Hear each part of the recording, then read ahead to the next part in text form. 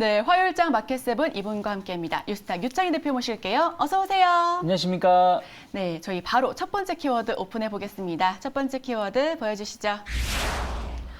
전 세계에서 경기 침체 우려가 커지는 가운데 올해 국내 기업들의 실적이 예상보다 부진할 것이라는 전망이 확산되고 있습니다. 2분기 영업이익이 줄어들 것으로 추정되는 기업은 LG전자와 현대모비스, 포스코홀딩스 등 다수의 우량주가 거론이 되고 있는데요. 네. 2분기 사실 막 그렇게 좋지만은 않을 네, 것으로 그렇죠. 모두가 예상을 하고 있습니다. 7월 기술적 반등을 기다리고는 있지만 그 외에 우리가 기댈 수 있는 이슈가 무엇인지가 궁금합니다. 지금 현재 나오고 있는 화면이 2분기 영업이익이 축소될 전망인 기업들을 모아놨는데요. 여기에 더 있을 것 같죠? 그렇겠죠. 네. 자, 최근에 그럼 나온 리포트 보시면 이익 수정 상향되는 기업이 10개, 15개밖에 안 되니까요. 우리 코스피 코스닥 모두 합쳐서요. 모두 합친 건지 모르겠는데 주요 기업 중심으로 해서 어쨌든 이익 추정치가 상향되는 기업이 10개인가 15개였거든요. 그래서 그런 부분들 감안하면 아무래도 지금 나온 기업들보다 대부분 많은 기업들이 예상치보다는 아마 2분기 때가 줄어들 거라 예상이 되고 있는데, 일단 뭐 주요 기업 177개 기업 2분기 실적 추정치가 0.4% 정도 감소를 예상하고 있고요. 이런 것 때문에 올해 순이익 그러니까 전체 순이익 대 전망치가 한 182조 원 정도, 연초에는 192조 원 정도였거든요. 그래서 조금 줄어들 것으로 예상을 좀 하고 있는데, 저는 근데 이런 부분들이 이미 주가에 충분히 반영이 되었다. 이미요? 네. 네. 왜 그러냐면 메리츠증권 보고서를 본다라면 이제 우리가 매년 이제 이익이 이제 결론 난 게 결과치가 있지 않겠습니까? 근데 만약에 올해 정말 말도 안 되는 소리지만 정말 최악의 경우를 가정했을 때 한 140조 원 정도 이익이 날 수 있다라고도 메리츠증권은 보더라고요. 네네. 그러면 지금 아까 말씀드린 게 우리가 연초에 192조를 예상했는데 만약에 140조면은 거의 한 30%, 20% 정도가 줄어드는 거잖아요. 네, 깎여 나가네요. 네. 그러면은 그랬을 때 이제 지수가 어디 정도 가야 되냐라는 걸 평가를 했을 때 한 2,300? 2,300대가 오히려 적당하다. 그때가 이제 적당한 지수대라고 평가를 하더라고요. 그러면은 물론 이제 뚜껑 열어봐야지 알지만 지금 180조 원 정도 예상을 하고 있기 때문에 뭐 140조 원 정도 영업이익이 나왔을 때 2,300이면 뭐 180조면은 2,300 이상에서 주가가 형성되는 게 정상이니까. 오히려요. 네, 물론 이제 영업이익하고 주가라는 게 꼭 동일시 되는 건 아니지만 그런 걸 감안한다라면 지금 뭐 우리나라뿐이 아니라 전 세계 증시가 경기 침체 또 2분기 실적 우려감들이 일정 부분 주가에 좀 반영되어 있다 생각을 좀 하고 있어요. 그래서 저는 시장이 그런 얘기가 있잖아요. 영업이익이 역대 최대 발표하는 순간 주가는 꼬꾸라지고. 네, 그랬었죠. 그리고 영업이익이 뭐 적자인데 뭐 축소 이러면 막 주가가 급등하는 부분들. 왜 그러는지는 잘 모르겠어요. 왜냐면 이제 그런 것들이 선반영되는 측면이 있다는 것이죠. 그리고 항상 실적은 뭐 피크 혹은 턴어라운드. 주식 시장에서 제일 좋은 거는 많이 빠졌다라는 거랑 두 번째 지금은 안 좋지만 다음엔 좋을 것이다. 성장주들이 그런 거잖아요. 근데 제일 안 좋은 거는 많이 올랐다.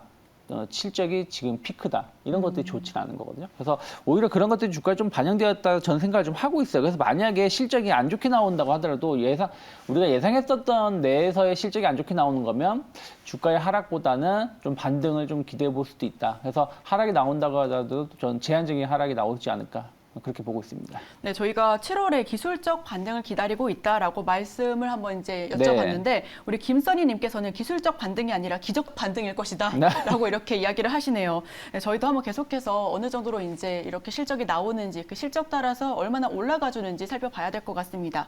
어제 속보로 나온 기사로는 한국과 일본 그리고 호주, 뉴질랜드 4개국이 회담 정례화를 검토한다라는 그런 기사가 났습니다. 네. 나토 정상회의의 수속 조치로 보여지고 있는데요. 이 부분도 우리끼리의 간담회 정도로 해석을 해야 하는 건지 아니면 수혜 섹터가 좀 장기적으로 빅사이클을 맞이할 수 있을지가 궁금합니다. 이건 이미 나토 가기 전부터 얘기가 돼 있었고요. 그리고 어저께 좀 발표가 나왔는데 그 속보 별 내용은 없었다. 기존에 얘기가 있었던 것이고 이번에 이제 그 나토에 초청된 국가들인데 또 공교롭게도 IPEF 관련해 가지고 이제 포함된 국가들 아니겠습니까? 그래서 그 IPEF를 약간 주도할 수 있는 국가들 중심으로 해서 좀 정례 회의를 좀 하겠다라는 것인데 이게 뭐 저는 좋다 나쁘다라는 것을 지금 결정하기는 조금 애매하다 생각하고 있어요. 네네. 왜 그러냐면 많은 사람들이 IPEF에 관련해 가지고 그렇게 실익이 있겠느냐, 지금 뭐 아무것도 결정된 게 없는데 그런 부분들을 섣불리 결정했을 수도 있다라고 말을 하지만 또 반대로 말한다라면 지금 시장이라는 게 전 세계가 뭐 분업화, 세계화에서 탈세계화, 탈분업화 되고 있는 거 아니겠습니까? 그렇죠. 뭐 중국, 러시아 뭐 이런 국가들하고 그 외의 국가들이 조금 구분이 돼서 지금 시장이 좀 이제 그 형성이 되고 있는 상황에서 지금 이제 IPEF는 약간 이제 중국을 좀 제외하고자 하는, 배제하고자 하는 미국의 어떤 의중이 있는 것이고 우리가 결국에는 둘 중에 하나는 선택을 해야 된다는 거예요. 그래서 지금 이 선택이 좋다 나쁘다는 건 나중에 결정이 될 수가 있겠죠. 그래서 지금은 뭐 우리가 양쪽을 취할 수는 없는 부분들이라서 뭐 그런 부분들에 대해서 약간 주도권을 우리가 갖고 가겠다라는 것은 뭐 좋을 수도 있다. 저는 보고 있어요. 하지만 어찌되었든 이 IPEF를 통해서 반도체든지 2차 전지, 뭐 신재생 에너지 관련해 가지고 반사 이익을 기대하는 부분들이 있는데 또 반대로 이걸 관련해서 가장 큰 교육국이 또 중국 아니겠습니까? 네, 그렇습니다. 아직까지도 우리나라는 뭐 정부는 좀 말도 안 되는 소리를 좀 하셨습니다만은 중국과의 무역 비중이 상당히 여전히 제일 높은 전 우리나라의 경제의 30% 가까이를 중국하고 무역을 하고 있기 때문에 이것이 한쪽을 포기하고 한쪽을 취했을 때 손익 계산서를 좀 따져봐야 된다고 생각하고 있어요. 그래서 지금 근데 이게 좀 확정된 게 아니라서 이게 뭐 좋다 나쁘다라고 말씀드릴 수 없는 부분들이기 때문에 좀 정부를 믿고 좀 지켜볼 필요가 있다라고 보고 있습니다. 네, 이 부분에 대해서 조금 더 여쭤보고 싶은데요. 결국은 현재 정부가 중국 시장을 버리고 유럽으로 가고 있지 않습니까? 이 부분에 대해서 중국에 좀 반발이 있을 것 같은데 중국에 조금 기대했었던 섹터들은 어떤 흐름이 나올까요?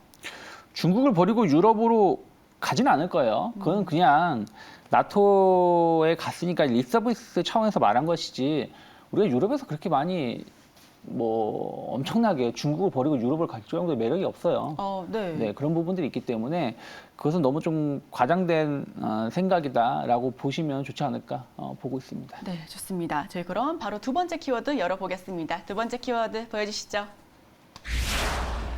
현대기아차가 불법 배기가스 조작 장치를 경유차에 부착해 판매한 혐의로 독일 검찰의 수사를 받고 있는 가운데 독일 당국의 배기가스 검사에서 불합격한 것으로 드러났습니다. 네. 일부 모델에서는 기준치의 11배에 달하는 배기가스가 검출이 됐다고 하죠. 현대차는 주가가 막 크게 밀리지는 않았고 기아는 강보와 그리고 브랜드 가치는 훼손될 가능성은 불가피하다라는 그런 전망이 나왔습니다.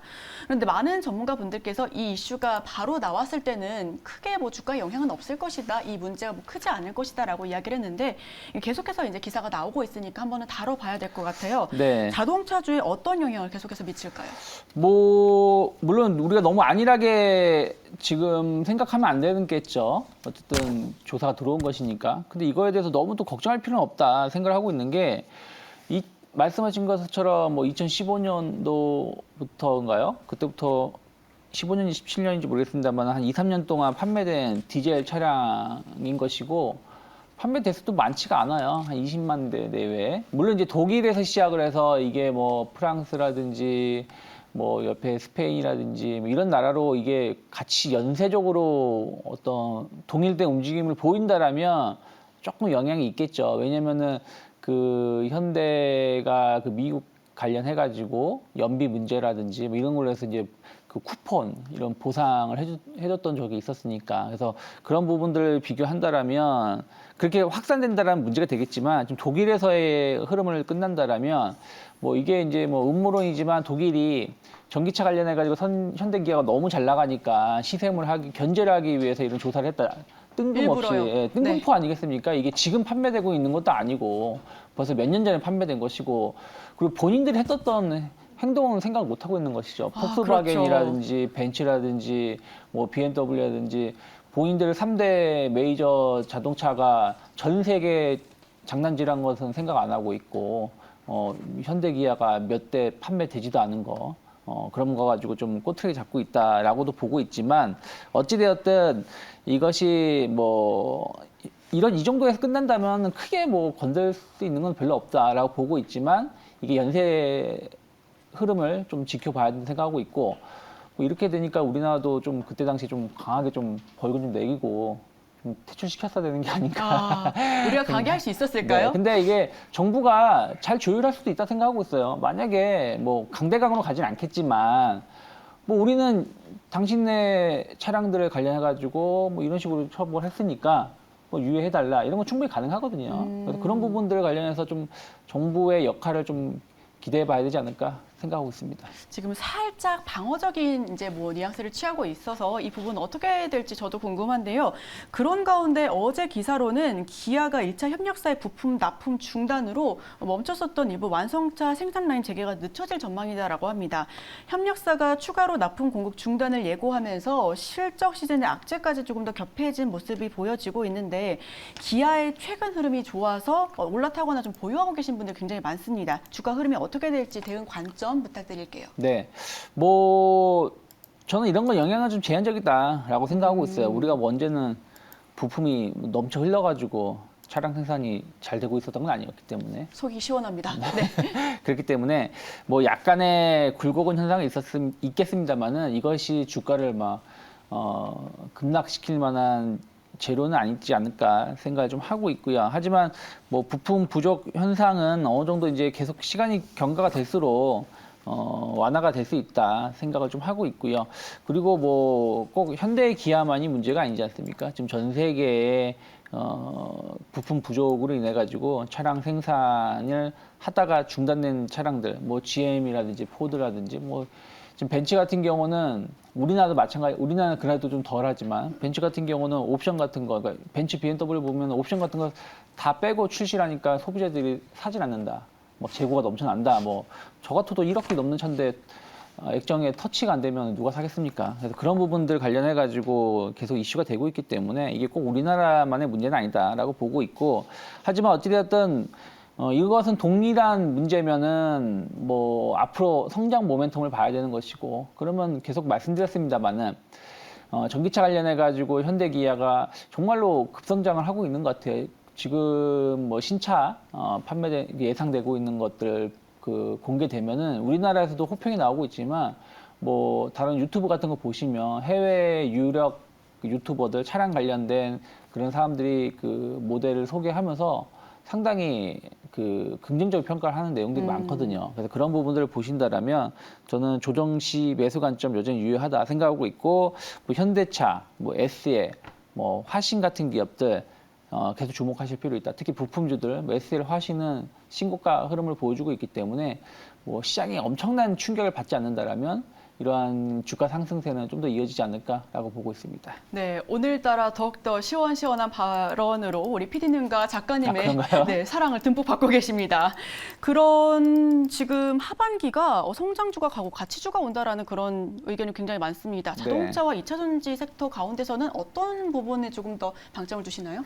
저는 일단은 지금은 비싼 종목을 선뜻 이제 매수하기 힘든 것 같아요. 밸류를 좀 잘 찾아야 된다. 네, 외국인이나 기관들도 보면은 비싼 종목보다 어차피 같은 성장이면 조금 저렴한 섹터, 약간 자동차라든지 부품주에 좀 관심을 갖는 것이지, 막 그 밸류를 막 30배를 주는 2차전지 쪽은 뭐 제한돼 낙폭이 너무 많이 하락하면은 매수를 하긴 하지만 그전처럼 끌고 가기 위한 매수는 좀 아니기 때문에 저는 약간 저평가되어 있는 종목군들, 그 자동차라든지 자동차 부품주 쪽으로 해서의 관심을 갖는 게 조금 더 안정적이지 않을까라고 보고 있습니다. 그 내에서는 아무래도 이제 대내외적인 변동성 때문에 중소형주보다는 우량주가 낫겠죠?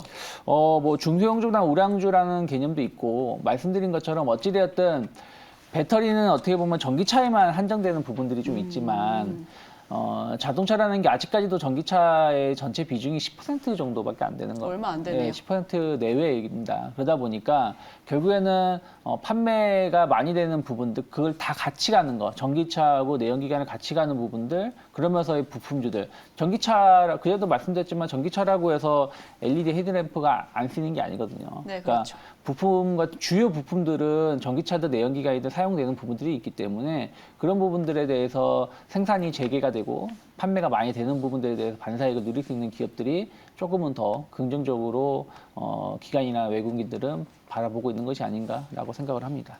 네, 지금 우리 문명님은 그냥 그대로 받아들여야 한다. 민감한 환경 관련해서 배기가스에서 불법을 범했고 그로 인해서 이미지 타격은 불가피할 것이다라는 그런 의견도 있네요. 그러니까 다양한 시각이 공존하는 것 같습니다. 그렇죠. 근데 저는 그렇게 생각을 해요. 뭐 우리나라 사람이 유독 뭐 유별나게 우리나라 중국 사람들이 뭐 해외 뭐 벤츠 BMW 좋아한다라고 하지만 과연 외국 사람들도 현대차, 기아차에 대해서야 이미지가 좋은 게 이 디젤 게이트 뭐 한 20만 대 때문에 나 디젤 나 그 현대 기아 안 사고 저기 뭐 다른 브랜드 살래라고 할 사람들은 거의 없다라는 거예요.